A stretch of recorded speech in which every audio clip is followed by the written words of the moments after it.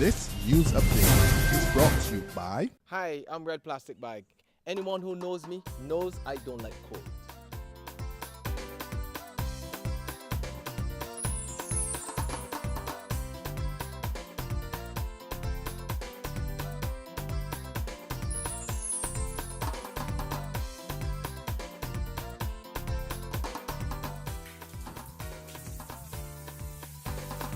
Sunshine reigns in my country. I love it.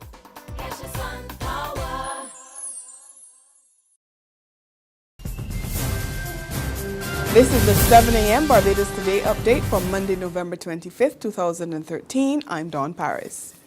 Former Prime Minister Owen Arthur is warning that the Barbados economy is headed down the same slippery slope that Jamaica and Guyana fell some years ago. He says what's taking us there is the central bank's printing of large sums of currency to finance the government's unsustainable fiscal deficit.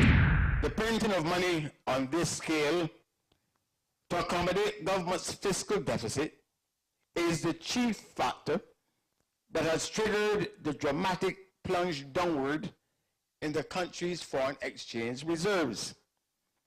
If this plunge downward is not immediately checked, the economic affairs of Barbados will enter new and very dangerous territory.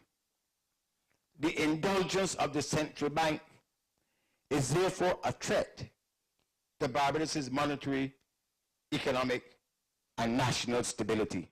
Arthur was delivering the inaugural independence lecture of the School of Politics last evening. Put the country before political partisanship. That's the advice a man of the cloth is given to Barbados' leaders. Reverend Dr. Frank Marshall says whether B or D, those elected by the people should work together to find solutions to the economic and other challenges facing the country. He was speaking during the annual independence service at the Sir Lloyd Erskine Sandiford Centre yesterday. The church is being chastised for its impractical approach to dealing with domestic violence. Attorney General Adriel Brathwaite says church leaders must stop burying their heads in the sand. If you speak to lawyers in particular, they tell you that in lots of instances when couples come to them, that they would hear stories of church leaders saying you need to stay together, when all indicators suggest that in fact that this does not work. Brathwaite was speaking at a panel discussion yesterday, the eve of International Day for the Elimination of Violence Against Women.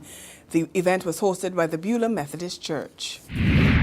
A Guyanese man will appear in court this morning charged with assaulting a woman and setting her home on fire 2 Saturdays ago. He's 33-year-old Gordon Andrew Roberts, who was on the police wanted list last week. The victim in this case is Shawnette Williams, the woman who reported in another section of the media last week that she was running scared from her ex-boyfriend and police had not taken her complaints seriously. And the hunt is on in St. Lucia for a Barbadian man who escaped police custody.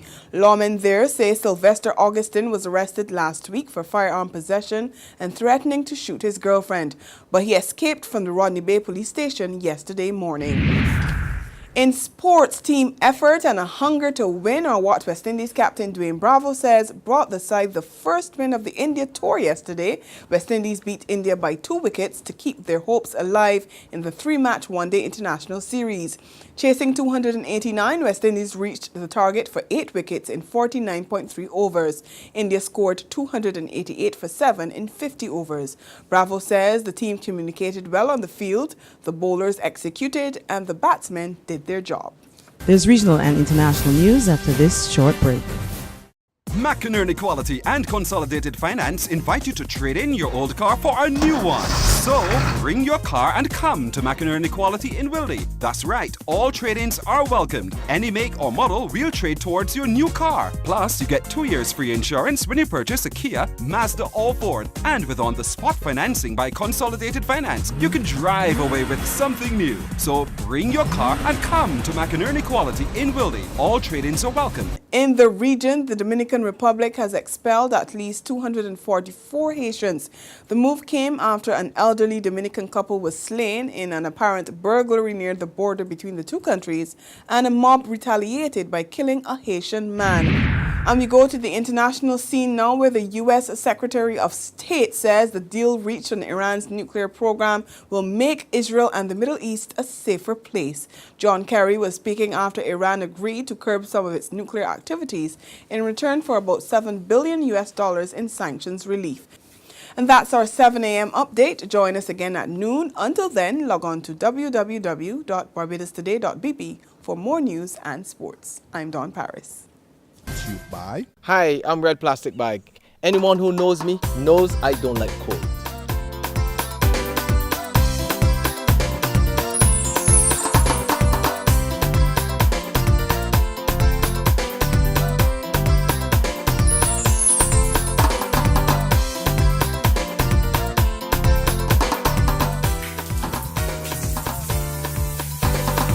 Sunshine reigns in my country. I love it.